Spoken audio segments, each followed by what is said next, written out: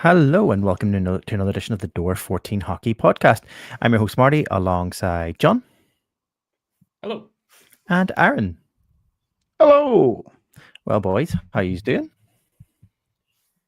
Can't complain. Steel is Good. up in my house. Build is progressing, and we have competitive hockey again. So absolutely buzzing. We do indeed. Aaron, Love how are that you you doing? like steel's first. I've got some steel in my house. That's where it's Steel. all at. Yeah, all Yeah, good wrong here. kind of steel. I'm assuming I've got steel in my house. I don't know. But the walls are still up. And as John said, hockey's back and we had a good weekend. Well, we had a good weekend at the weekend, We right? did. Yeah, well, I was going to say that obviously Dave is not here this week. He's on the injury reserve list. We hope he gets better soon. But yes, we did have our first proper competitive elite league games this past weekend. We will get into that in a bit more in period one of hockey. But yeah, boys, obviously it was my birthday this past weekend, so thank you very much for you all coming out and joining me for that. Everyone all John, together, for because legally we're allowed to say it now. Happy birthday No, to... no. Okay. no, he's did that already. But thank you so much as well. You Hey, obviously people flew over joined from. in. People They did. joined in on that. They did, Aw. and they Oh, they cheered, did. and I wasn't embarrassed at all. But yeah, I forgot we did that. yes, John, you flew over from Scotland and surprised me. So, if anybody who hasn't seen the TikTok short, the TikTok video, or the short that we put up on our YouTube channel, there's a video of John surprising me at one of the bars in Belfast, and there's this close. If you're not watching the podcast, I'm just the tiny little amount, just very very close to an expletive deletive word coming out, and I realized you had the microphone in my face, and therefore I caught myself on and didn't say what I was going to say. But yeah, very nice surprise. So thank you very much for joining us this past weekend. Best part about that was that John had to hide in the bathroom for like 20 minutes. Your impeccable way of keeping the timing continues, Marty. And yeah, 20 minutes hiding in the toilets in Belfast Grand Central Station. Like, they've put a lot of investment into that building, but I tell you what, the toilets are still grim. I mean, put in perspective, it was my birthday, and I had plans for the earlier part of the day, and I went and looked at fighter planes and fighter jets with my son at a airfield down in the middle of Lisburn. It was good fun. I just got a bit distracted by time, and then realized I should be back in Belfast for the game. But yeah, no, it was good. As I say, no Dave this week. As I say, hopefully he feels better soon, and he will be back with us in our next episode in 2 weeks' time. I don't think you broke him. Like it was the first time the four of us went out in a long time, and he's broken this week already. Well, that's a very good point, actually. None of us ever really drink more than 2 beers at a given time. So, I mean, Saturday was, by our standards, the sort of old parent standards, it was wild. It was wild as we ended up in a nice quiet bar at the end of the night having a couple of glasses of whiskey. Yeah, wild. You did, yeah. And I made it in time. I made it in time for the last bus. So old.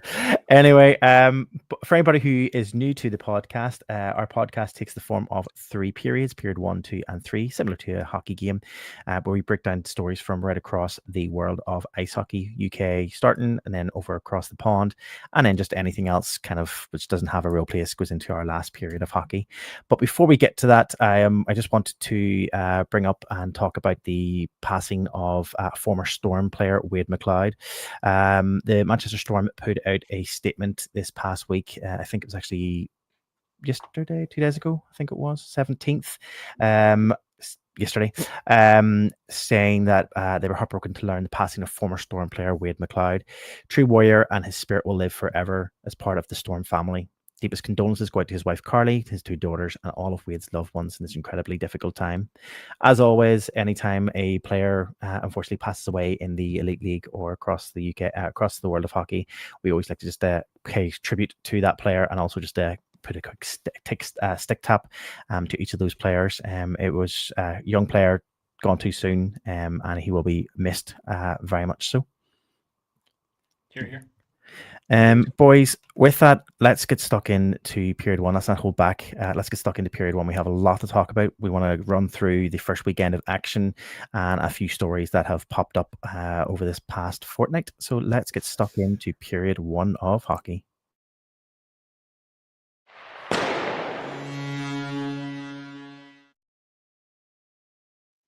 As is tradition by now, after 10 years, we start off the podcast by going through the standings of the Elite Ice Hockey League.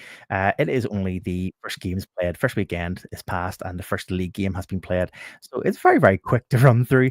I'm going to start off with the standings of the Elite League. Sitting in top spot is the Glasgow Clan, having played one game and winning that one game. They will hold that spot until, I believe, this next week. John, next week. Yep, next Wednesday is our next league game. It's only a one-off as well, and depending on the scoreline. So Glasgow have got it obviously on points. They're the only team to have scored any points in the league, but they have a goals for of 3. So if the two, I can't actually remember who the two teams that are playing next week, but if they don't score 3 goals, then the Glasgow Clan will remain the top champions so far next week. Well, they did play against the Manchester Storm. I'll go through a bit of the game later, just after in this period. But they did play against the Manchester Storm, who the other team who've played one game, and they obviously lost. So they're sitting rooted to the bottom, exactly where I said they would be. Exactly. Let's switch our attention to where the majority of the competition took place this past weekend, and that is the Cup competition, the Challenge Cup. 2 groups, Group A and Group B, currently sitting as we are as of the 18th of September. The Cardiff Devils sit top of Group A, 2 games played with 4 points. The Sheffield Steelers are in second with 2 games played, 3 points. The Manchester Storm are in third with 2 games played, 3 points. Guildford are in fourth, 2 games played, 2 points. Coventry are in fifth, 2 games played, 2 points. And the Nottingham Panthers have played 2 games and sit in sixth, having won none of their games this past weekend. We will come back to that. Group B then, the Dundee Stars sit top, which I think has took a lot of people by surprise, and we'll come back to that as well. Dundee Stars are top with 3 games played, 4 points. The Belfast Giants, that makes no sense. Yeah, the Belfast Giants are in second, having played 2 games and have 2 points. The Glasgow Clan are in third, 2 games, 2 points, and the Fife Flyers are in fourth with 3 games played and 2 points. And again, we'll come back to all of those. Any of those score lines first off before I go into the little summary that obviously took you by surprise. Not trying to try not to go into too much detail. Actually, do you know what? No, No, let me just go into it. Let me go through the kind of the past weekend so we can kind of get a bit of a better picture of what happened, and then we can talk about it better. So the Challenge Cup did dominate the opening weekend with a lot of drama and a lot of goals and a lot of early surprises. On Saturday, we'll start off in Manchester where the Storm hosted the Coventry Blaze. There was 10 goals, no shortage of chaos, and the Storm came out on top 6-4. They built themselves a lead, blew it, and then pulled it back again late on in the game. Over at Nottingham, the Panthers had the Cardiff Devils in their barn. Things did look good for the Nottingham Panthers at the start, 3-1 up, but then Cardiff flipped the switch and rattled off 5 unanswered goals to win the game 6-3. Devils power play did look sharp. Ben Barnes was solid, and Nottingham left with more questions than answers. In Belfast, the Giants did come up in the first game, and again, as we said, we were there. It was a bit of a shocker. The Dundee Stars rolled into town and left with a 7-4 victory. Every time Belfast thought they'd be sealed the game, Dundee hit back harder. A huge road statement from the Stars and an early reminder that nothing comes easy in this league.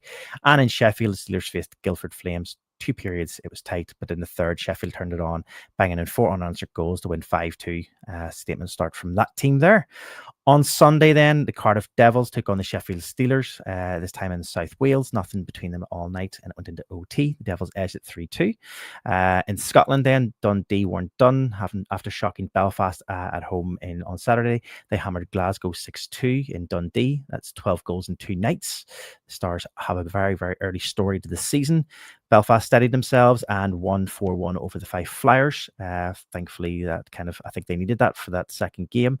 Coventry and Manchester went again. This time, it was Blaze's turn to take the points. A 5-4 overtime win and another back and forth game between both of those teams.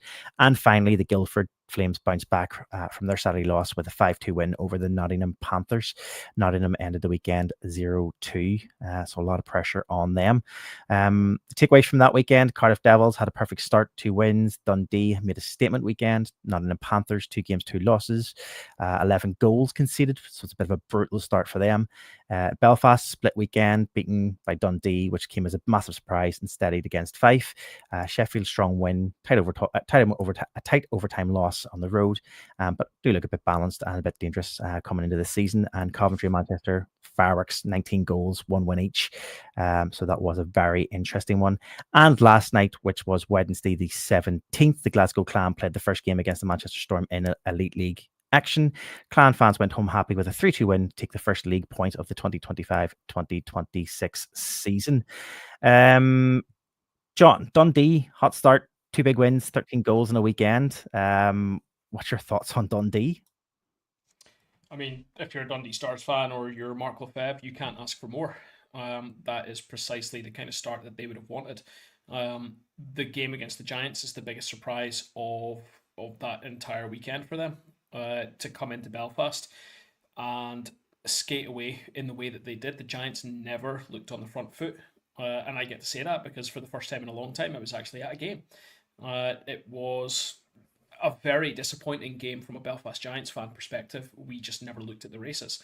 But then the Dundee Stars carried that forward. They took their home win the following night. But then reality has kind of come back to bite them with the shutout loss to Fife midweek. Their rescheduled cup game on Tuesday night, I believe it was, and Shane Owen getting the shutout. So hot start, hot couple of days, but I still stand with my original assertion, and what I've been kind of saying through a lot of our social media stuff is I just don't think they've got the legs to continue it. I think they've had a hot start, but I think Dundee Stars fans need to ride it while it's good right now, because it's not going to stay that way. Yeah, Nottingham obviously struggling, and we talked about it. 2 heavy losses. Fans bit upset with the first 2 losses, as I suppose any fan base would, having coming off the playoff championship there in the last season. Is this just teething problems under a new roster? Is there a deeper issue going on? Aaron, what's your thoughts there with Nottingham? Yeah, they've got that new roster in at the moment. It's going to take some time, right? I think we've seen that. That's not the first time we've seen when there's a new roster come in. It takes some time for the team to gel and for things to happen. So I would say watch this space for Nottingham. Yeah, I mean, it is early weekend. It is the first weekend of the season, and it was a massive surprising weekend. Teams were basically scalping each other. That goals for column for Manchester Storm though, 10 goals for, just looks insane for the Manchester Storm. Isn't that about as many goals as they scored last year? Possibly, but it just looks so odd when you look at that table and you just see Manchester Storm 10 goals for, 9 goals against. So it's a fine balance. And if you actually look at Coventry, it's the opposite way around: 9 goals for and 10 goals against. But yeah, I mean, massive scoring weekends when you look at the goals for and goals against averages. Any other stories? Sorry, mate. Was that a question? Sorry. No. It was a statement. Any other games take your interest this weekend? Any other things to note before we move on? I just want to pass comment because as everyone knows, I tend to jump on live and do quick live broadcasts whenever the fancy passes me. And a lot of people asking me this afternoon about my thoughts around all the teams. But there's one in particular, the Nottingham fan base, I think is worried about the opening weekend, and some talk about Grande maybe not being all he was last season. I think if you're a Nottingham Panthers fan at this point, it's don't hit panic stations right now. On Saturday night, Belfast Giants fans could have hit the panic button straight away. They didn't, and rightly so, because we know it's a long season. Giants would have more cause to be concerned because we've played a lot more competitive hockey. We've played CHL. We've played very well in the CHL. The Nottingham Panthers are a somewhat new roster, and they haven't played that many games in anger. And I think I stand by what I've said, is that team will come good. They will gel. They will learn their systems. and they will come good. And they are going to scalp some teams this year, and they're going to get a handful of shutouts through Grande, through Kevin Carr. They've got a fantastic setup there. So Nottingham fans, just give it some time. Just a quick note on this one. Thomas McGuinness saying the first week has said it to be a great season, not for all teams, closest it's been for a very long time. I think he's off to a right start there. I think that past weekend has proved it, and let's hope this coming weekend coming up, it has the same just entertainment and drama that the first weekend did as well. Let's move. It's kind of like it's like the Mighty Ducks 2, right? Yeah. Okay. Great, Where we're going with this? season last You're season. gonna have to finish this thought, mate. Everyone goes off for the summer, comes back. It's really rough. Bombay's going to come back, sort everyone else out, and they're going to Bombay comes back because his NHL career is put out because he gets a nasty check and it does his career. When was the last time you watched the Mighty Ducks 2, mate? And he comes back to the Ducks to help the Ducks out. He has to. He's not. I wasn't talking about. The thought was there. Who's Marty Bombay in this analogy? Who are we talking about? Who's Marty Bombay? It's Gordon, but whatever. Let's move on. Yeah, sorry. You're Marty Bombay. The first story we have for this week, and I think this is a story that has been doing the rounds on socials, and I know these questions came up on your live, John, yesterday when I was watching a bit of the live, and that is the story of the Glasgow Clan putting out this past week their new streaming service. Pretty exciting up there in Glasgow Clan headquarters. The Clan have officially launched their new streaming platform, teaming up with Premier Sports, and it looks like they're aiming to bring fans closer to the action than more now than ever. So what does this mean?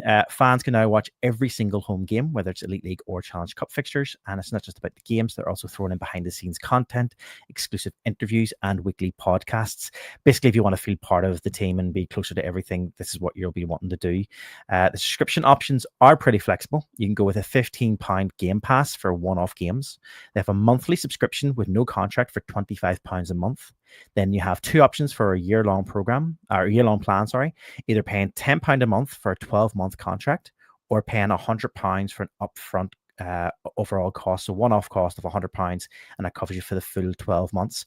The platform will work across desktop, mobile tablets, and Android devices, and there is an Apple app in the works as well. It's an interesting take. The big takeaway here is that the Clan are really trying to give fans a seamless all-in-one experience. We have talked about this in previous seasons. We talked about the idea of a one-stop shop for all Elite League games. We talked about whether or not the Elite League would create their own streaming platform, their own streaming service, which each team would kind of buy into. Then they would have a subscription service right across that fans then could do something similar to this, and then there'd be a cut for each team. This is proof now. We should caveat the fact that the Glasgow Clan have got Premier Sports as their owners. So Premier Sport have the ability to do this for the Glasgow Clan, and therefore that's the reasons why the Glasgow Clan can do this to the level that they have done it at.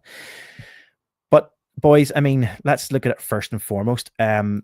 John, do you think Clan's new streaming platform will actually increase fan engagement? And is this a new way, or will we see this? Sorry, it's like the blueprint for future development for other teams across the Elite League? It absolutely should be. So the closest we've had to something like this previously was, I think, the Belfast Giants were one of the first teams to put out a webcast season ticket, but I don't know what the uptake on it was, but it can't have been very good because they haven't offered it again since. It was essentially the same price as a bum-in-seat season ticket. I looked at it and it wasn't worth it. I couldn't commit to that amount of money just for webcasts. I'm not spending that. What Glasgow have done is they have clearly looked at the pricing structure, and it doesn't hurt that they've got a streaming sports platform as probably the underlying architecture for what they're doing. They've also got some pretty good media heads in Glasgow as well, except for the fact that they won't come on this podcast. It absolutely should be the blueprint. The fact that I think, what is the annual subscription is £100, and you get access to all the home games, interviews, behind the scenes stuff. Probably their clan podcast thing that Aaron Murphy does will go behind that paywall as well. And you'll get some extra features and things. Essentially, what they've created is an appropriately priced digital season ticket, and I think it's fantastic. If the rest of the league rolls this out, I hope the cost doesn't become overly prohibitive. That you've essentially got, maybe you geo-lock it, maybe you do something like that, but this absolutely should be the blueprint, and I can absolutely see that being the way that a lot of teams go forward. Let alone that we've had this from Glasgow. We've also had the Cardiff Devils launching their own official podcast this week as well. So other teams are now starting to look at the digital frontier, finally, look at it in a modern swing, and now like people are going to start flocking to it, which is fantastic. Yeah, before I move on to my next question for Aaron, I was going to say that actually there was a bit of a conversation online had about the possibility for whether or not the clans should geo-block the streaming service for those who live in and around the Glasgow area. And I don't know, what's your thoughts on that? Is that something that they should be concerned about? If someone wants to pay the money, let them watch. Like, regardless, it shouldn't be and won't be prohibitive. Look at how well the Glasgow Clans season ticket sales went this year. They, I believe, capped their season tickets very early in the summer because they reached a point where I think they're nearly half their arena is sold as season tickets. Oh. Yeah. So there's a market for the size of arena that they have, and if they can sell the digital equivalent, and do you know what? If one or two people decide to spend an extra £100 for the year, not to go down to the arena specifically, then that's great. Like, they're still getting £100. Aaron, to answer your question of why, the concern always is, and this is something that was raised by the Nottingham Panthers owner back in the day about whether or not they would have their Sheffield. Was not Nottingham? No, it's Tony. It's not Neil Black. Anyway, one of the two of them, it's either Neil Black or Tony. One of the two of them had a concern about, had always stated that the reason why they didn't want to do webcast streaming, it was Nottingham, because Nottingham was the last one to do streaming. The reasons why they didn't want to do the streaming thing was because it would take away bums in seats, and their main thing was bums in seats. So the whole idea was that if they had an option where fans could be lazy, as it was put, and not come down to the arena and could pay and just watch from home, people maybe will do that, and therefore lose a bit more money, because obviously they make more money through bums and seats, through sales and everything else that happens on the night. So there was always a concern, and therefore then geo-blocking was an idea that came in, because they thought, well, if we geo-block the location so that they can't access it, then that means they have to come down, but then the away fans can watch it all because then it's not geo-blocked. So that was kind of the whole idea behind that. My question for you, Aaron, was just, obviously they talked about the different variations of platforms that this takes. So obviously they had desktop, they have Android, and now they're developing a Apple app. Being a person who used to work for a certain fruit shop back in the day, and being a tech-minded person yourself, is there particular features you think this platform must have for fans? Is there do you think it's going to be an interactive content, live stats, or do you think it's something else? Oh, you as a fan, what would you like? Yeah, okay. I guess that the interactive stats would be a nice one, but listen, the main thing is they just get it right. They make it easy to get on to either the phone or the tablet or onto your TV, and if they can get it into the Kindle Fire Stick or whatever like that, that's, I think, going to be the main thing. They can go with all the bells and whistles and have interactive stats come out of the screen and all that kind of stuff, but they need to make it easy to watch the actual content itself. Yeah, 100% agree with you. Do you know the one thing? 100%. Do you know the one thing it absolutely has to come with? A game clock. Because see the number of webcasts at the minute that still don't have either accurate game clocks or don't have penalty clocks on them to this day is just brutal. So you can have a power play, but you don't know how long's on it if you're watching a webcast. That's something that absolutely has to come. Yeah, get the basics right. Yeah. I think really not what would be nice little touch would be for those. Okay. No, it's not. I don't think it is. I think it's reasonable. I think you're right with the price.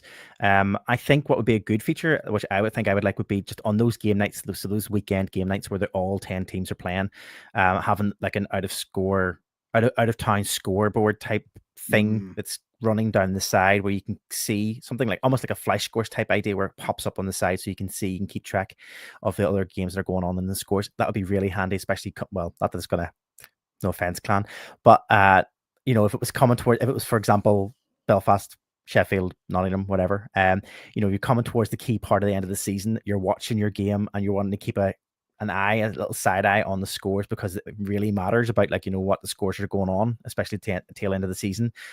That's a nice little feature you would have at the side, which I think would be a nice little touch. I don't know. Obviously, I haven't seen I'd put in.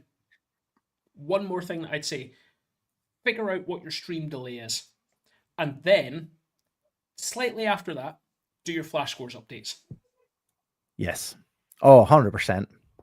Yeah. One of the biggest pains in the backside is paying for a webcast, sitting down to watch it, and 15 seconds before a goal is scored on your webcast, you get the flash scores update.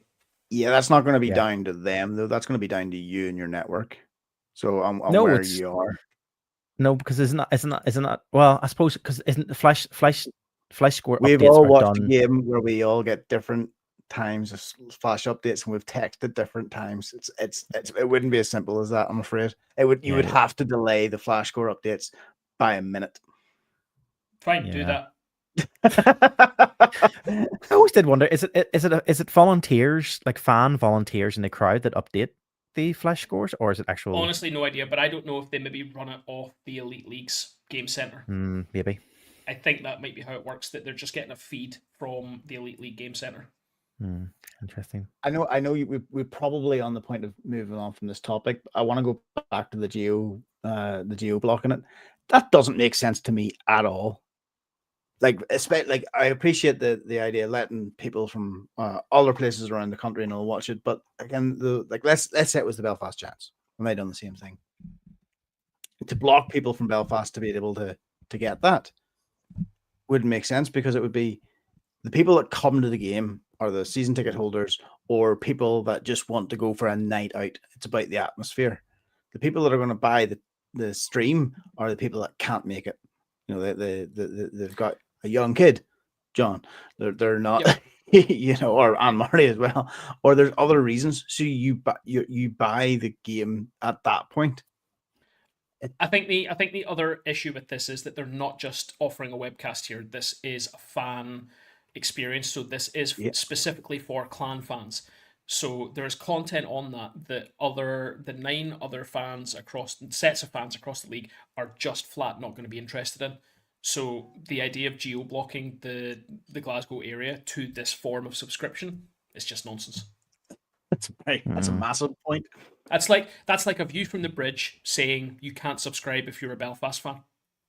Yeah. It's ridiculous.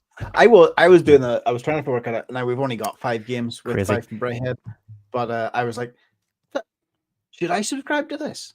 Because there's 5 games to watch, but it's you could just buy it for 15 quid each for each game rather than. But you could also watch Glasgow play every other team. Yeah, £10 a month, not bad. Yeah.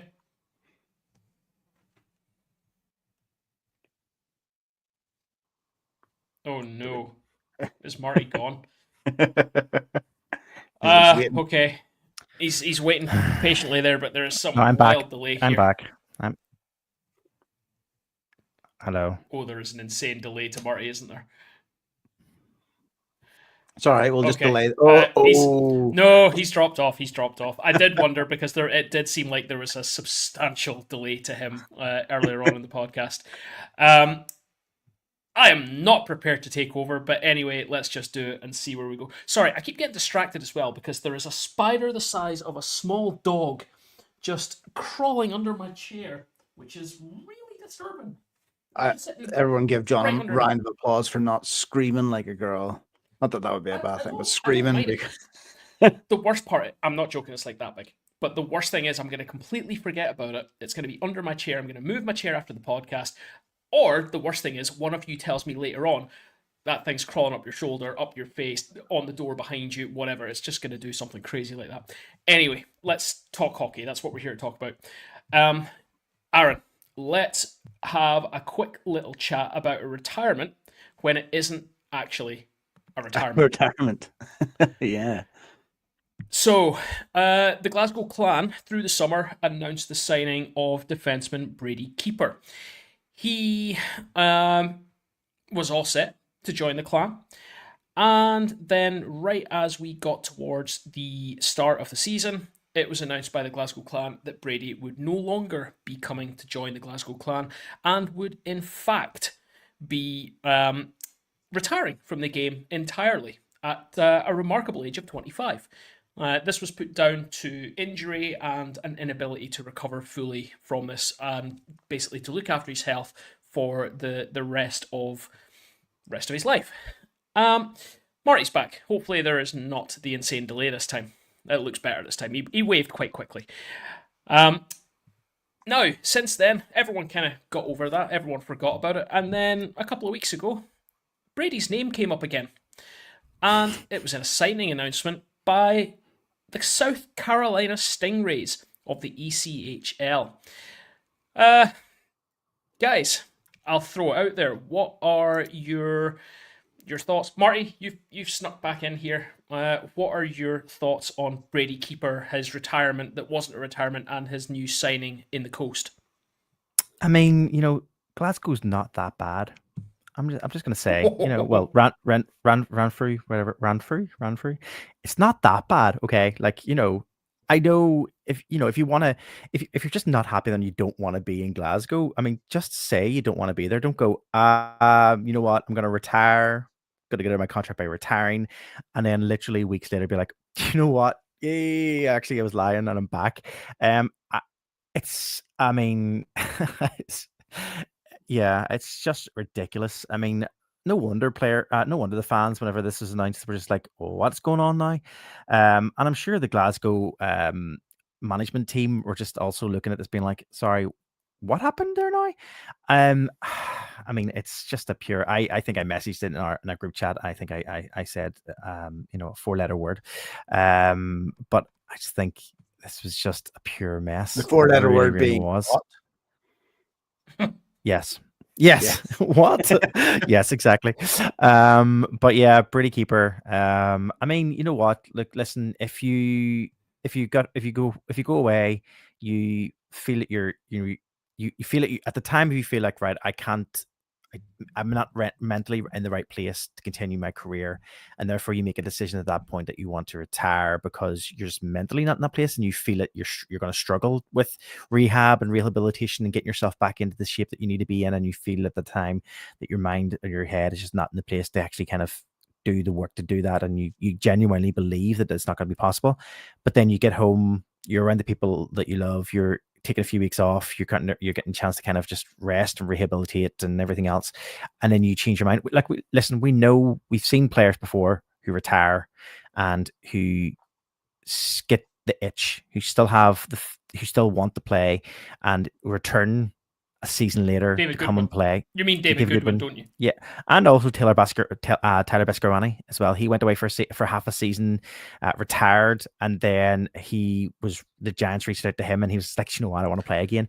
And only recently I was watching. I still follow on TikTok. I still follow Jackie, one of the wags from last season, or the season before, and she was saying how Miles Gendron has joined a men's league, a men's hockey team, because so I seen that and I was like, you know what, it's a bug. Like, I mean, it's these guys are elite players, they love playing and they want to play. So you know what, we can say whatever we want about what happened and how it all came about and how the news broke and whatever else, but he's playing what he wants to do, and he's playing hockey again, so fair play to him. Aaron, the other side to this then is, were Glasgow fans sold a pup? Were they told one thing?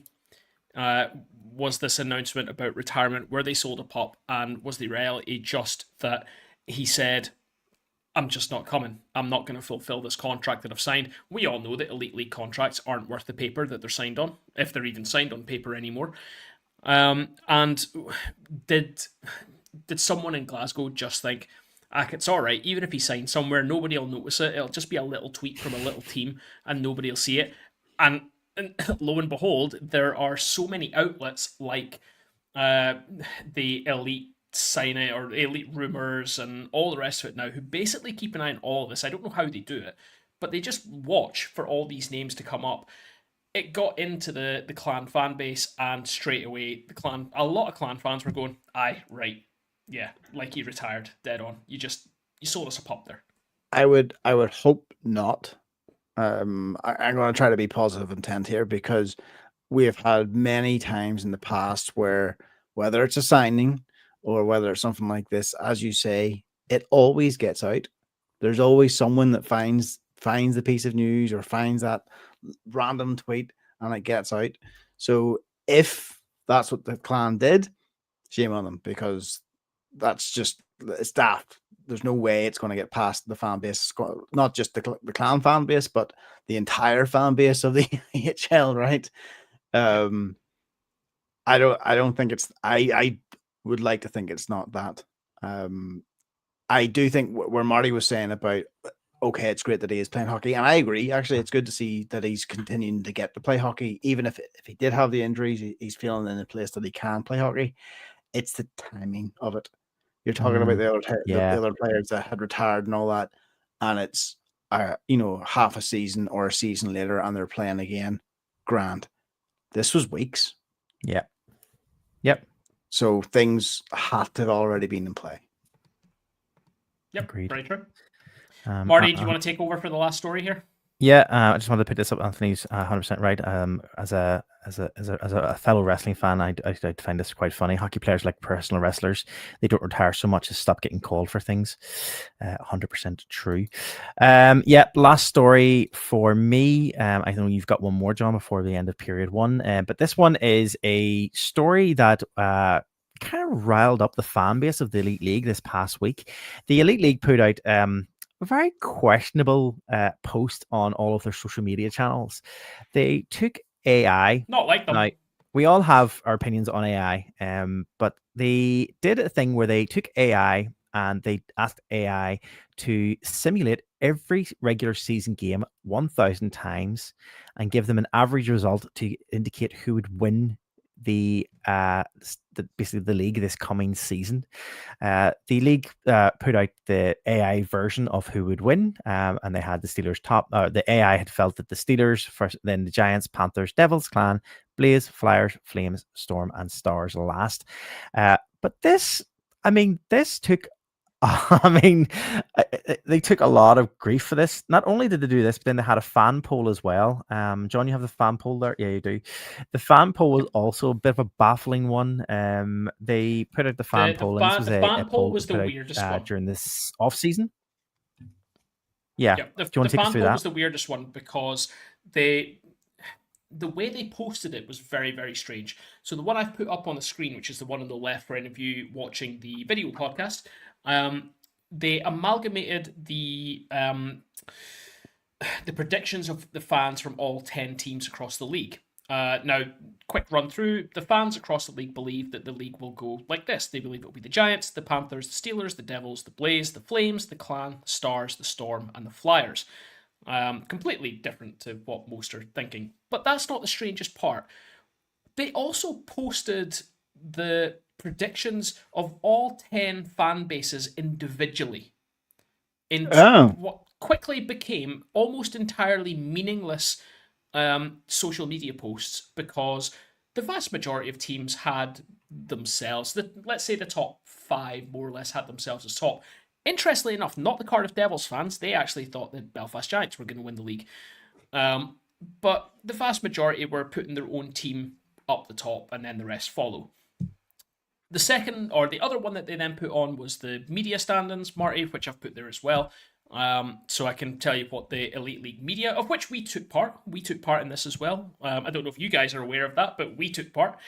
But the media believes that the Steelers will win with the Giants in second, then Panthers, Devils, Flames, Blaze, Clan, Storm, Stars, and Flyers. So that's how it all runs out. But the one that caused the most controversy was AI. My biggest one was they didn't seem to get all the controversy that goes with utilizing AI. Interestingly enough, I used AI to predict the playoff final four at the back end of last season, and we actually got some of the most vitriolic hate comments on social media that we've ever had, just because I asked it to produce the graphics to go with it. So the league used it for the data, but because I somehow took a graphic designer's job out of social media posts for us, I took all the flack for that. It hasn't taken all the flack on this side. We've lost Marty again, Aaron. So let's take it into I don't know, a philosophical conversation here. Should the league have put up an AI version of the league? Does it add any great quality, or are we just all being a bit oversensitive here and AI is just going to be part of the world from now on? You might be asking the wrong guy here. With the line of work, I think AI is here to stay. AI is a part of life now, with the tools, with whether it's in images, whether it's in predictions and stats like this, it's here. Also, like putting out stats like this and running scenario based algorithms, that's not new. Okay, they might have called it AI here. It's not new. It's been around for years and it's been done before. So I don't see the big problem here. My second sort of lead on question to that then is we all as Elite League fans, we have an understanding that the Elite League chops and changes every single year. Rosters don't stay the same. You can be fairly sure of probably what the top and bottom split is going to be across all of the league. You can probably guess who will be the top five, who will be the bottom five in any given year. There might be some variance within that. How much can we actually trust AI to be able to look at previous year's results, which basically only tells you what the spending power was that previous season for each of the teams? But that's not really going to give you any particular insight into this season, into new players, unless it's taking all of the results and all of the input from all of the players from whatever league they were in previously. It clearly has its limitations. Yeah, so with AI, it's all about how you train the data. So whether you went straight to ChatGPT or something like that and asked it a question like this, it's going to hallucinate like crazy. It's going to come up with some random piece of information, and it's not going to have all the latest information. Okay, if that's what the league done here, okay, bunch of rubbish. If they've actually gone to the point of actually getting and training a model on all the previous stats and on the player stats, and it's about the quality of the data that you put in. If you put in good quality data, then I'm not going to say that prediction is going to be 100% correct, but it's going to be more accurate than just going to ChatGPT. It's about depending on what model they use and how they trained it. And Anthony's just put there, getting AI to crunch the numbers, it's what it's good at. Yeah, I mean, before I got cut off, I did want to say my take on this, the AI thing. I don't know if you guys had already said this, but it was content they put out, and people got riled up, and I think they got riled up just completely just because people just old man yells at cloud, that kind of idea. And I genuinely AI has its place, and I always like it when people use AI for little bits and pieces like this, and it really doesn't bother me whatsoever. I think we used AI on a previous podcast, maybe last year, when AI was kind of coming out in ChatGPT. I think Aaron, you brought it along, and you got them to got it to do like a little bit of like a synopsis on one of the teams, or kind of create something, and it was really good to kind of get an idea of like what the AI kind of pulls together from the Elite League. Was there any harm? No. So I don't know why. As I say, I think it was just shout at Cloud and be just annoyed and angered or something. There's some hate on AI at the moment. There's multiple hate on AI at the moment, whether it's jobs or whether it's the economy or whether it's how much energy it takes. Like there was an article, was it last two or 3 months ago, about how much it costs OpenAI, so ChatGPT, how much it costs them per month by telling, when you write your prompt, putting please at the end of it. So by you putting the word please at the end of your prompt, because you're nice, polite people, that is costing OpenAI millions per month, because that's computing power and it's processing So power. I obviously work in the environment. I work in environmental science. I work in environmental protection, and there's been a lot of conversation about the propriety of environmental charities and whatever using AI. What we've had, and from the research that we've seen, is people have essentially said that the use of AI for like the sort of menial tasks, the checking of grammar, the checking of whatever, like for generating an email that maybe is not the tone that perhaps you are feeling at that point, that maybe you're a bit peed off, but you want it to reword it and make it nice and polite and genial, is so minuscule. What causes the huge carbon cost is the learning models. So when you're generating the learning models, when you're training that learning model, that's where the sort of the major sort of environmental cost comes from. That energy to for the models to teach themselves and all the rest of it. Now, we're getting into an area that we are not qualified to talk about in a hockey podcast, but it's interesting that the conversation started, maybe not to that sort of depth, but that conversation started within hockey fans just because of a little graphic that the Elite League posted. And do you know what? They probably felt a bit of heat off that as well. I think he's away again. I'd love to know how they done it. It would be great for them to come out and tell us what way they did it and what the data they put in, because that would give a little bit more weight behind. Do you know what? I was really trying to find it because Anthony put up he commented on a really cool post. I think it's one of the Panthers commentators has an insane spreadsheet with loads of data in the back end that he's built. He put a YouTube video out showing all the back end, and obviously Anthony's got an interest in that because he's doing the commentary for the Flames now. So he's keeping a lot of data. He's keeping a lot of that on the Flames and on opposition teams so that his commentary is as good as possible. Yes, Jono at the Steelers. Thanks, Anthony. That's the sort of data that I imagine would be the most useful for that sort of generative model. So maybe they've got similar data. We know that the league has put a lot more investment into data. We saw through sort of playoff stages, we had things like heat maps, like puck possession, time on ice. So that was all starting to be kept.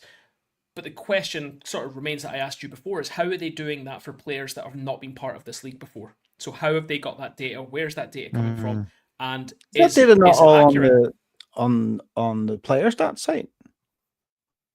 There's stuff that you can get in Elite Prospects, but it's all the sort of basic hockey stats. So it give you their plus minus, their penalty minutes, etc., etc. So again, maybe they have just said that player, here's their Elite League Prospects page.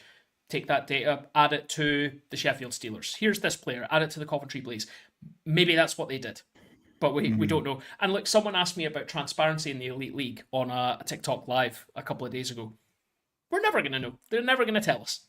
Do you know there was one? I know we're really getting into this AI chat. There was one during the summer. I think I even talked about it with you. It's about trying to find a model to train it on penalties and about the what's been issued out. The amount of times every single season of the podcast when we talk about a hit and we talk about a slash, and whether it's a 1-game penalty or a 2-game penalty, and it's like, Jimmy over there only got 2 games. This guy's getting 4 games, and being able to train it on that, I think that would be really helpful to understand and to get that transparency and to get that consistency when it comes to penalties being issued and fines. Yep. John, I think you have one more story for this period. I do, and it's just to highlight a move that I think none of us expected. Craig Peacock is heading for the SNL, and he's going to be playing for the Paisley Pirates. Former Belfast Giant. Sorry, I'm chewing on a sweet at the wrong time. I feel like I'm, talking through a sweetie. Former Belfast Giant, former captain of the Glasgow Clan, and he now makes the move to Paisley. Obviously, he had his time with Solway as well on the sort of business end and on the ice. I think he might have had last season off entirely, but he does say that he's excited to put the skates back on and skate for the Pirates. So, I mean, guys, thoughts on Craig Peacock heading to the SNL? Yeah, fair play. I think I messaged earlier on in our group, asking the question of, obviously moving from, I think whenever he would move, he's moving just back to just a solid player rather than actually having any kind of, backroom kind of responsibilities. But you know what? If it frees him up and just kind of gets to play, why not? He's still a quality player. So, we're back to what we were talking about earlier on. Do you know, even if it's not an official role, his input to the back room will be enormous. 100%.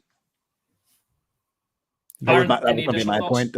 No, honestly, that was going to be my point. Whether if he's just being a player, he's still going to be there's going to be a huge amount of knowledge there that he's going to bring to the team as just a player. One thing I really like about this post, is it just me, or is that little black bit at the side, is that like peacock design? Like there's little like patterns there that kind of remind you about the peacock? I think that's a pattern that's on their jerseys. It's the I think we looked at the Paisley Pirates jerseys before, I think, and that's a pattern that's on their like jersey. I think pirate pattern, a Paisley pattern for like the famous Paisley pattern design and Paisley Pirates. Well, I was thinking peacocks. There you go.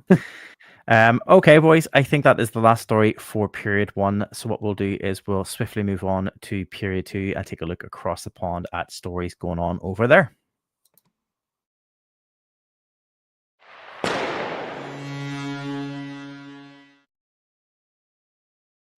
This is me, right? With Dave not here. Well remembered. So welcome to period 2, everyone, where we talk, as Mari just said, we talk about hockey from across the pond. And John, this looks like a you period. You've got all of the stories here. It is, and they were all more or less last minute. A lot of stuff put in. It's been. I know that we've got rookie or prospects week is happening right now, so we've got games. I know there's injuries. Marty, you've got your hand up like you're about to give us an update on what's happening in the NHL.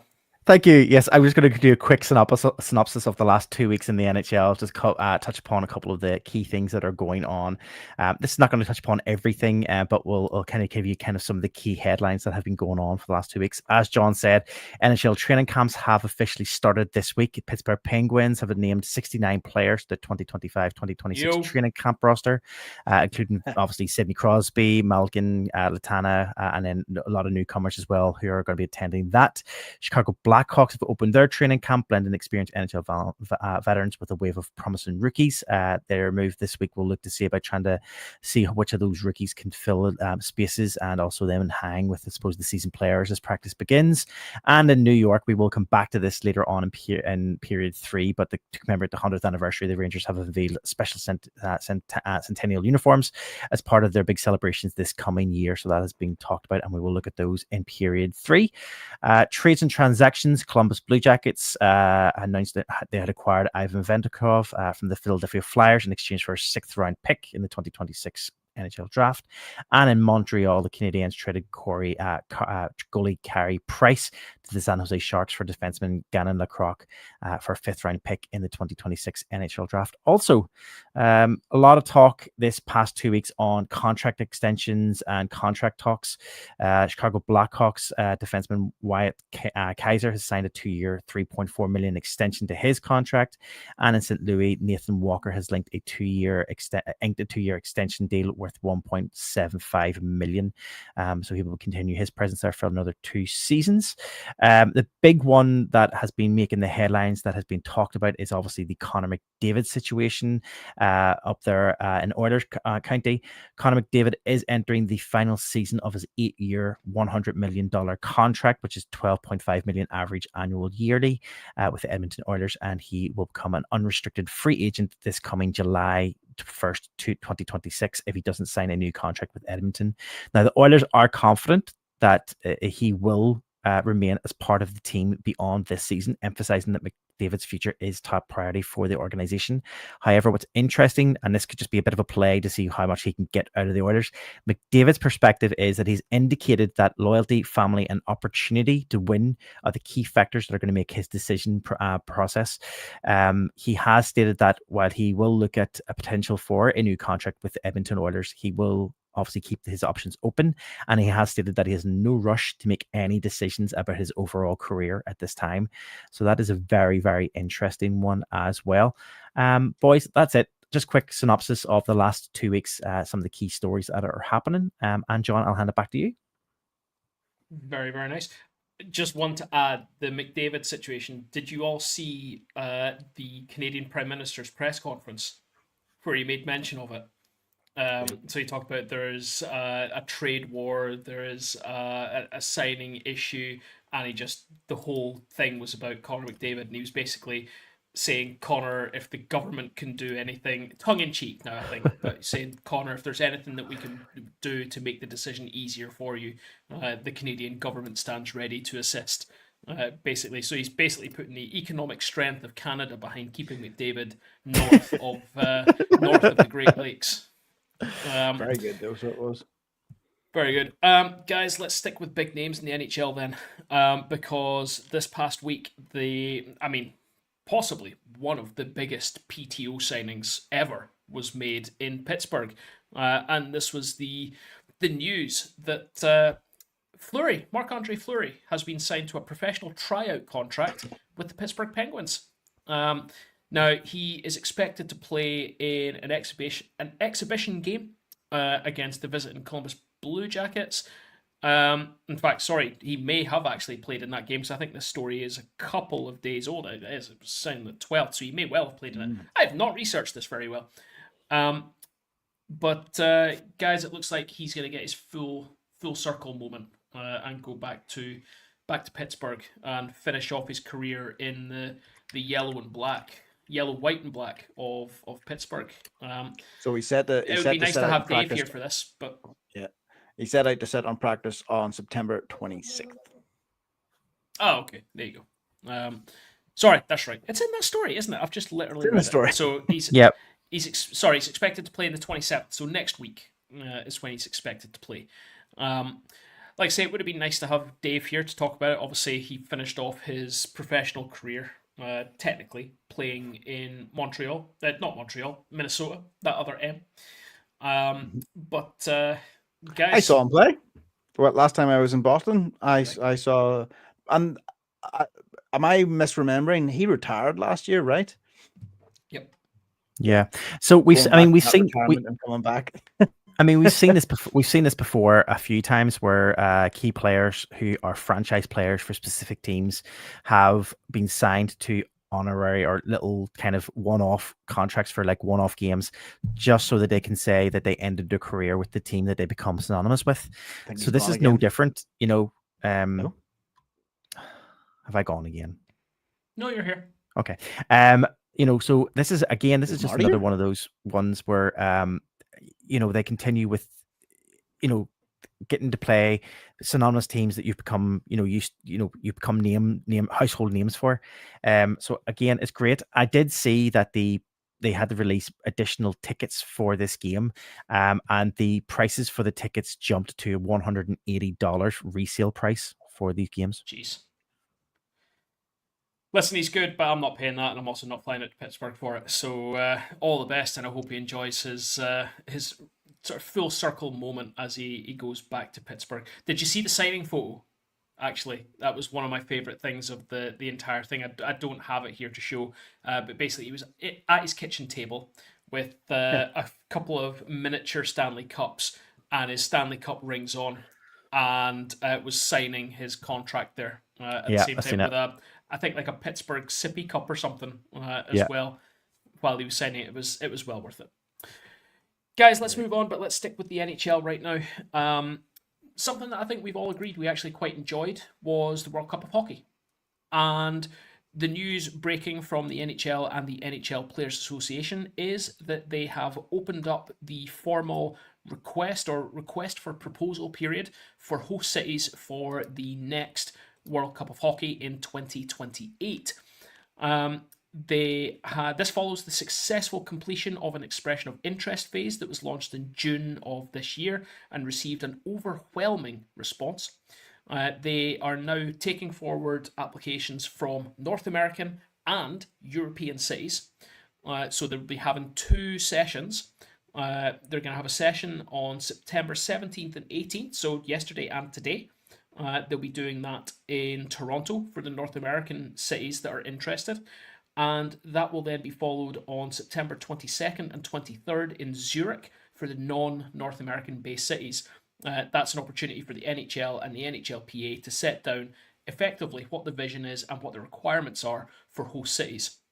It's expected that a final decision on what will be final host cities, they're expected to pick 2 in those locations so that the games are spread out, and that will come in the first quarter of 2026. So sometime after Christmas, we're going to find out where I would think it's roughly 17 games of international hockey will be played across 2 cities, either in North America or in Europe.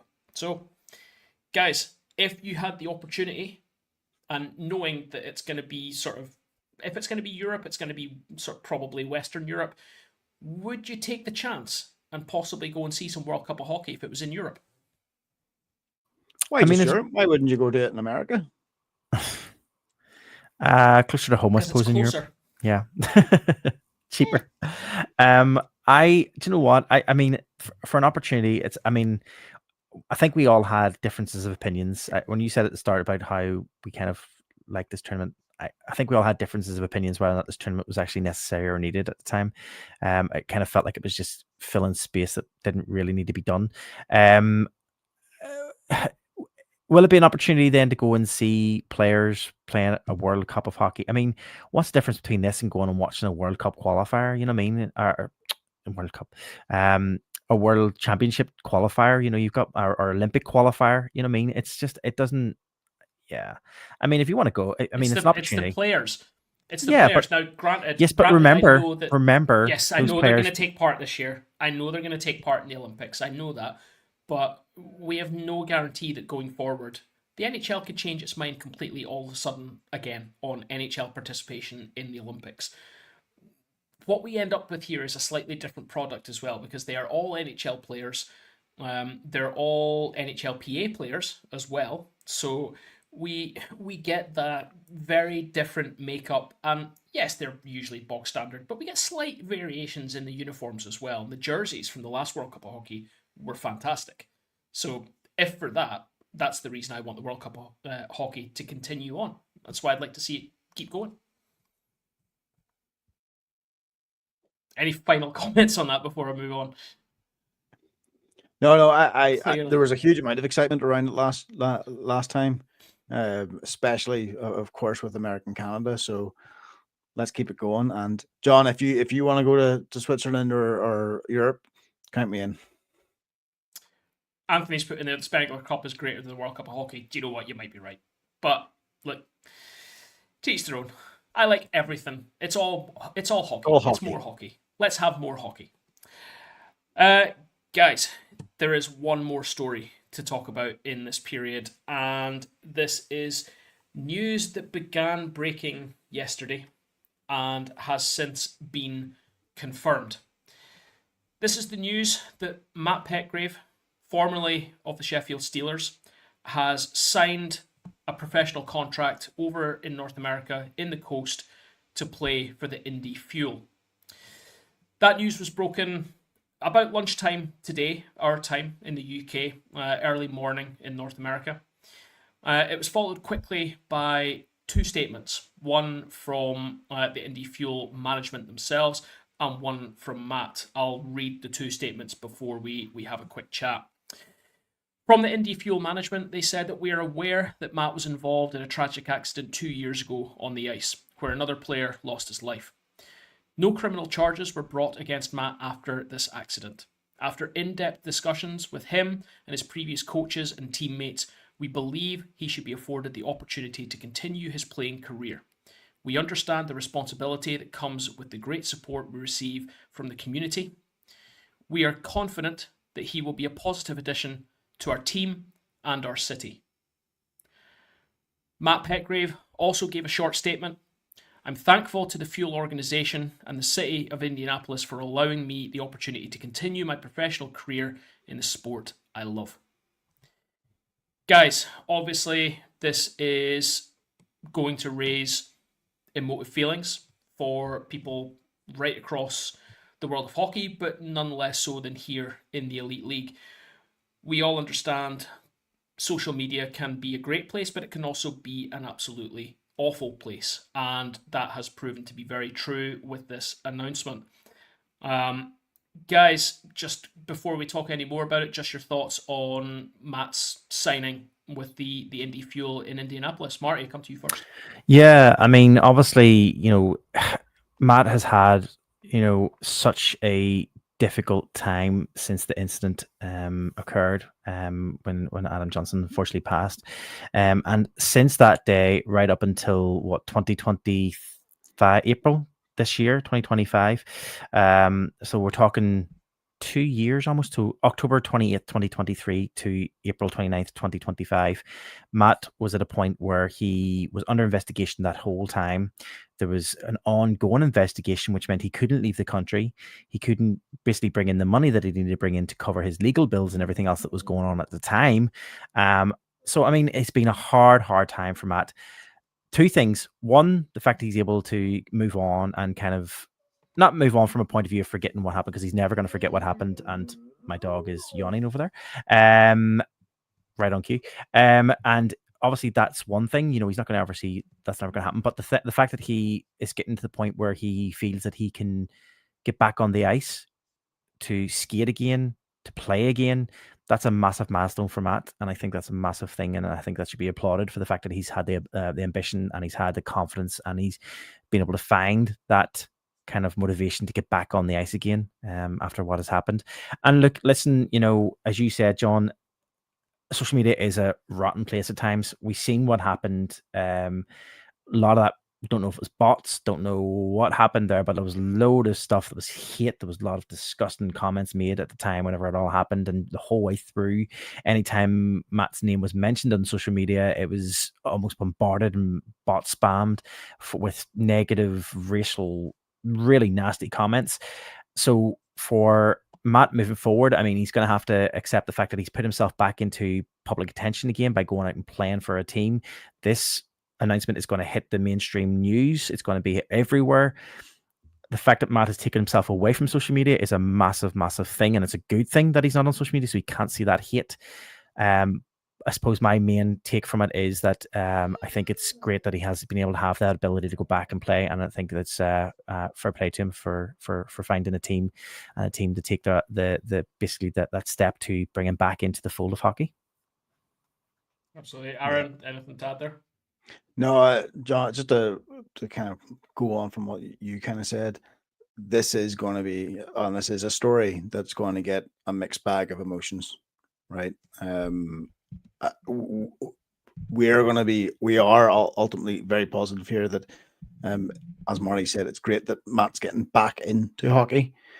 It is and well done to the Indy Fuels for taking that on as well, because it's a big thing for Matt, but it's also a big thing for that organization to take on as well, because they're going to get a lot of flack. So it's great to see that hockey community sticking together, but there's going to be tension there. But it seems like a good place to go. And I think if you bring up Anthony's comment, it's that last line there. It's a solid place to get his head down and play. That's a great way to put it. Yeah, absolutely. I'd always been the thing that was in the back of my head was I really hoped that Matt had the opportunity to go back on the ice, even if it's just once. to go back on the ice, play the game, and not let that night in Sheffield be the last time he played the game. Yeah. In all honesty, so yeah, fair play. Congratulations, Matt, on the contract. Congratulations on getting back on the ice, and I think I can speak for all of us here and wish you all the best in continuing Certainly. your career in Indianapolis. I don't know whether it was just Aaron, my social media bots or my algorithms, but when I was reading some posts about it today, and all of the comments underneath it were positive, wishing him well. So and the vast majority of them from Elite League fans as well. So fair play to the exactly. Elite League fans for getting involved there and sort of having his back. 100%. John, I think that's all of your stories for period 2. You want to move on to period 3?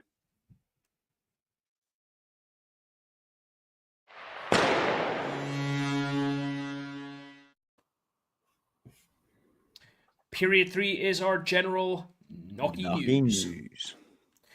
Knocky News is for anything and everything else in the world of hockey that doesn't fit neatly into period 1 or period 2, or generally it's where the light-hearted stuff and jerseys. It's mostly jerseys, let's be totally honest. Guys, only a couple of things to talk about in period 3 this time around, and I'm going to start not with jerseys. I'm going to start with, well, I'm going to call it light-hearted news, but maybe not if you're the management of the Sheffield Arena this week. This week, the venue became aware that a number of caravans had made their way to the car park of the Sheffield Arena. Yesterday, on Wednesday the 17th, they had been served notice and had begun to vacate the arena. At 4:30 p.m, the Sheffield Star could exclusively report, and it's not that report from the Sheffield Star, by the way, because if it was, we wouldn't be talking about this. There were still 11 caravans at the front of the venue. Guys, the next event at the Sheffield Arena is the Sheffield Steelers against the Manchester Storm on Sunday. So, guys, let's be honest, should they all just be offered tickets in the Storm away section before they're moved on? I mean, what I a bribe here, have a ticket and off you trot. what made me smile and laugh about this was the fact that, like, as part of the Star's comment on it was all like, where is it? I find it at 4:30 p.m. The Star counted 11 caravans in the car park. I love that someone went around, went 1, 2, 3. What that tells me is that reporter may well have had 11 fingers. No, John, come on. Not all Sheffield people are mutants. That's not fair. That's not nice at all. Listen, I'm not saying that you have to be something in particular to report for the Sheffield Star, but it doesn't hurt. But yeah, I think you're right, Aaron. As a little bribe, but like, look, listen, move on. Here's some tickets. The hottest game in Sheffield. Yeah, fun. Excellent, guys. A little bit of light-hearted fun, a little bit of poking there, but hopefully the caravans are not sitting where the away team bus comes in. Otherwise, we could have a delayed face-off on Sunday. Guys, period 3 is where we look at jerseys. So why don't we have a look at some jerseys, eh? And, right, I'm going to start with an apology, like I did on TikTok. Because for 6-7 weeks, I have been covering jersey releases of the Elite League teams, and I've been giving my initial reactions to them. And it turned out one of the earliest teams to release their jersey was, in fact, the Coventry Blaze. I didn't realise because, guys, do you want to know how many tweets the Coventry Blaze put out about their 2025-26 Elite League jerseys? 2. 2 tweets. That was the first one.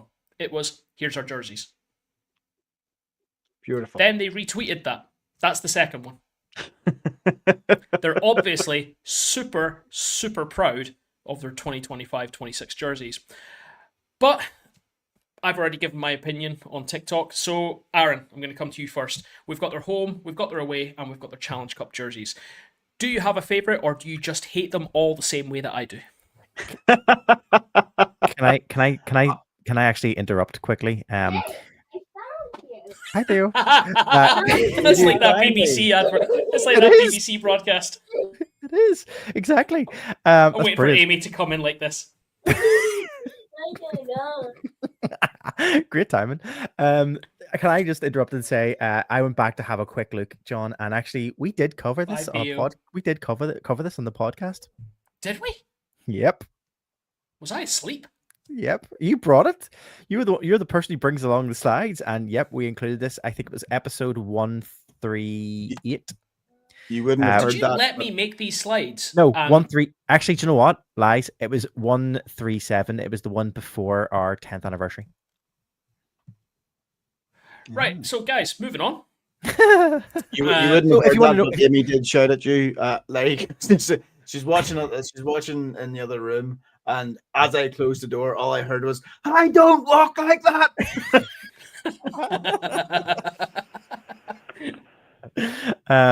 The so if you do want to know our thoughts on Coventry jerseys, go back to episode 137, and you'll find out our thoughts on jerseys at that point.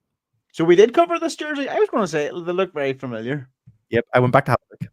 We did. Right, sorry, that's disturbing if I did. Anyway, guys, do you know what? We do have a couple more to look at, so let's look at one that we definitely didn't cover before because it wasn't released by the time we did the last podcast. The Sheffield Steelers released their 2025-26 jerseys. Guys, they obviously have their new Trigger Point, or is that Trigger Hub? Sorry, Trigger Hub title sponsor.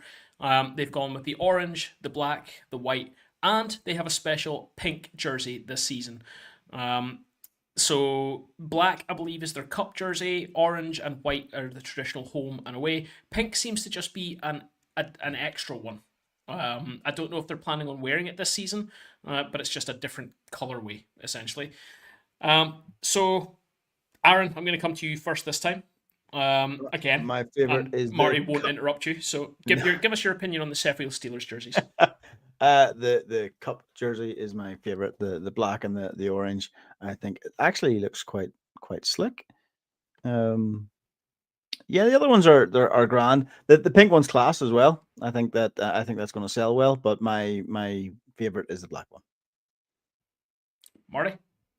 I mean, yeah, the pink pound obviously it's going to sell. Teams do this all the time where they throw in the pink color to sell to the ladies in the crowds. I know it sounds very sexist, but let's be honest, that's the reason why they do it. In terms of the jerseys, they're busy. They're very, very busy. I mean, I'm looking at the black one particularly. I know, Aaron, you said you like the black one, and black one's probably the one I like just design wise and look wise, but when you look at it, it's just so busy. I mean, just looking at it and counting quickly, that's 1, 2, 3, 3 different sponsors I can see on the shoulder alone. Obviously, it's repeated on the second shoulder, and then 1, 2, 3, 4, 5 sponsorships on the front of the jersey, and then 1, 2, 3 on the arm. I think. I mean, they're busy jerseys. Yeah, listen, they've obviously they've got the sponsorships with the guidelines that the designers have had to have done by getting the sponsors on the jersey. I think they've done an okay job. That's fair. Yeah, obviously they didn't go out of their way to design the jersey for 34 sponsorships, but I think for what they've got and the amount of sponsorships that they had to put onto it, I actually quite like them, and I quite like the white and the orange banners. I'm guessing that's like a girder, kind of the notches, the steel girder design. The white bits that go up and down, the black bits. No, could be. So I was told that there is actually some slight patterning on these jerseys as well. There is some like hatching that goes across, but it's very, very subtle. But generally, it hasn't been an overly positive reception. I think Sheffield fans feel like they get the same time and time again, and there hasn't really been that much change to the Steelers stuff. Jack is in the comments here talking about tacky, same old Sheffield. He basically does that in every single TikTok live that I do. He just comes on to have a go at the Sheffield Steelers, as a lot of Nottingham Panthers fans do tend to do. Guys, I do have one other jersey in the Elite League, which I forgot to add to the slides, but I'm going to actually share it on a different screen, if you'll give me a second. So here we go. The anticipation. I'm telling you. Oh, hang on. It tells me I have to. There we go. The Guildford Flames released their cup jerseys. So they do have an away one, which I'll show in a second. Anthony, I'm just making sure that I cover all bases here. I was actually embarrassed that I'd forgotten that for a second. So that's the home. And if this will let me... That's the cup, move. isn't it? The cup jersey?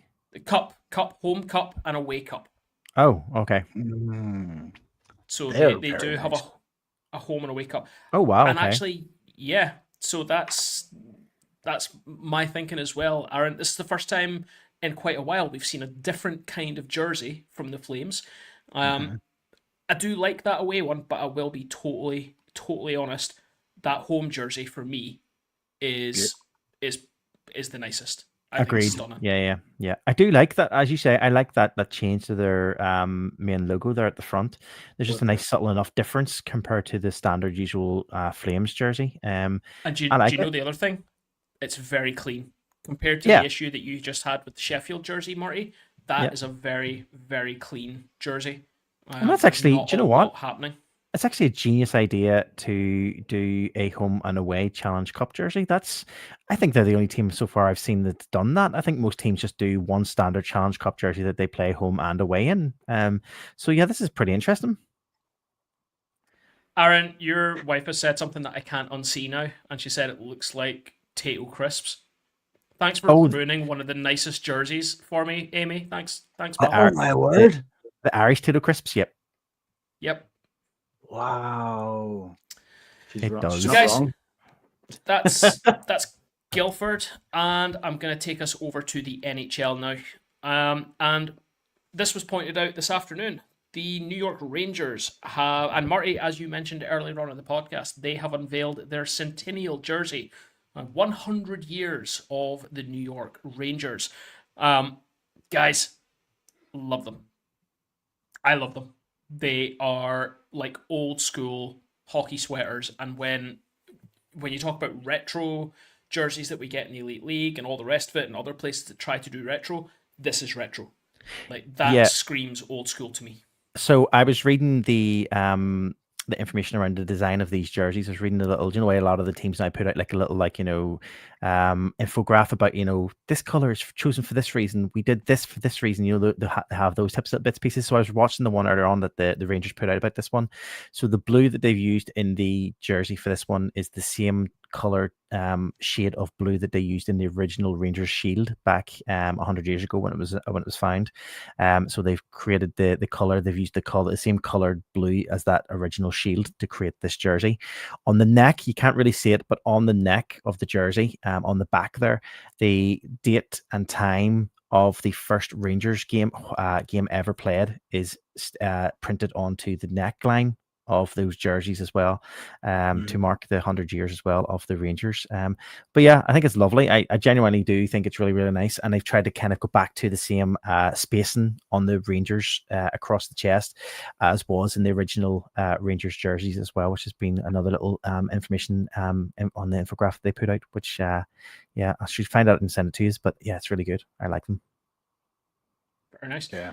Guys, very quickly, I feel like I should, just while I'm sharing other stuff, because it was brought up in the comments earlier on, the Detroit Red Wings have also released their jerseys, which I believe are for their slightly over 100 years.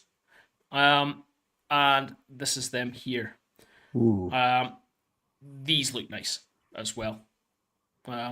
I suppose the one thing I struggle with is the Detroit Red Wings have always looked fairly similar. I think the only one that looked slightly different was their Winter Classic jersey, which I think I have knocking about somewhere. It was a nice jersey. This looks very much like that, but I'm assuming that Winter Classic jersey was harkening back to this kind of era of jerseys. With these jerseys, do you know, guys, the only thing that would make it better for me is if they actually just made them out of wool. Yeah. Okay. Yep. Yeah. I thought. Any other thoughts on these? I had to really zoom in on the picture there because it's just the quality of the picture. It looked to me like the logo had glitter on it, and I was like, "What?" It's got like It white flecks through it. Yeah, Let yeah. me see if I can move it on. So there's a Red Wings legend. No, I Wearing quite it. like that. I have It's a nice jersey, isn't it? It's really nice. I think I prefer the Rangers one just because it is so different. It's kind of as you're saying, that still looks fairly similar to what they've got at the moment, where the Rangers one is a true callback to. There's a slightly nicer view of that jersey actually, Yeah, and that that's obviously has their captain C on that in that diamond. I know it looks a little bit dark in this photo, but that angle looks a little bit nicer. And I'll be honest, I don't know if this is coming through on everyone's screen or maybe just the screen I'm using, but it is much darker than what I'm seeing here. It's a very, very dark, vivid red. It's a very, very nice color. But there we go, guys. That is the last 2 weeks in jerseys. Damn it! Interestingly, for some, I still think I'm waiting on a couple of jersey releases in the Elite League. I still think I'm waiting on a Manchester Storm proper drop of jerseys, and I have asked the Fife Flyers for some HD images of their jerseys with sponsors. They played in their Challenge Cup jerseys with the sponsors, but they still haven't put out some clear images of them. So I wait with bated breath to see if they're going to put some images out of their regular season jerseys with the sponsor logos on them, and then we'll do a quick review of them as well. Yeah, we saw the mock-ups, didn't we? And we absolutely loved them, right? It was just they just didn't have the sponsors on them. I refuse to review them until all of the sponsors are on that jersey because it can make or break a jersey, as we've just seen. As we just saw. Well, let's be honest, by the time it comes to the next podcast in 2 weeks' time, we'll be heading towards October. So the first probably drips and drabs of Halloween style, if they do them this year, they didn't really do them last year. The first drips and drabs of Halloween jerseys might appear, but also we've seen a full list of themed nights the Fife Flyers put out last week on the social media of the themed nights they've got planned for this coming season. Quite a lot of them. So I'm sure there'll be some more jerseys to come. So don't worry. We always find a jersey or two for each episode. Boys, that is it for this week. It was a pretty good one. A lot of different stories, obviously, coming out over the last two weeks. When we come back in 2 weeks' time, the NHL will have started. The first games of the NHL will be underway. So we will probably have a bit more to talk about in relation to the NHL and the stories from there. If you haven't done so already, go and check out all of our social media channels. We're on all of the socials: TikTok, Facebook, X, Blue Sky, everything, Insta at Door 14 Hockey. Although Blue Sky is different, I can't ever remember the end of our Blue Sky one. It's a bit more complicated. There's like a number and something. Like Door 14 Hockey Blue Sky. Yeah, there's something. Yeah, it's random, something like that. If you haven't done so as well, if you're not watching this as a video podcast, and you're listening to this as a traditional podcast, you can go and watch the video podcast on our YouTube channel. So go check out our YouTube channel. If you're watching on YouTube or on our social media, don't forget to hit the subscribe, like button, the notification bell down here. We have been trying to increase our output on YouTube and been adding a few more videos each week. So they will come out at 7 p.m. roughly every single Monday. Give myself work to do, but we've got a few videos still to come. This past week, we put out a video on 10 players to watch out for in this coming season. And next week, Anthony will be happy to hear, and I'm sure I'll get feedback on it. I'm doing a brief 10 things to know about the NIHL. And then we have a new series coming the following week, which is we're taglining called A Brief History, which will look at a short history lesson for each of the Elite League teams to start with. Maybe we'll develop that if people like it, and we can maybe look at others. Starting off alphabetical order, so we'll be starting with the Belfast Giants, and that will be in 2 weeks' time. But yes, I did have a back and forth with Anthony about my pronunciation, and I'm going to look at the Elite League for the official pronunciation guide for this coming season. So I am actually reaching out to Luke in the Elite League to see if I can get a hold of that. Get the gravel out your throat, mate. As I tried to explain, I did do French GCSE, and in a Northern Ireland accent, you don't want to be saying bonjour, ça va. You know, that's the way it does. That's why it comes out in Belfast. Anyway, I got way laid there. So yes, YouTube. So check out our YouTube, subscribe, blah blah blah, all of that. If you're listening to us like as traditional podcast, don't forget to also leave us a review, like, subscribe, star rating, whatever it is on your podcast provider of choice. And as always, you can check out this episode and previous episodes on our website, door14hockey.com. Boys, with that, we will sign off for this week. I'm Marty. I'm John. I'm Aaron. Have a great week.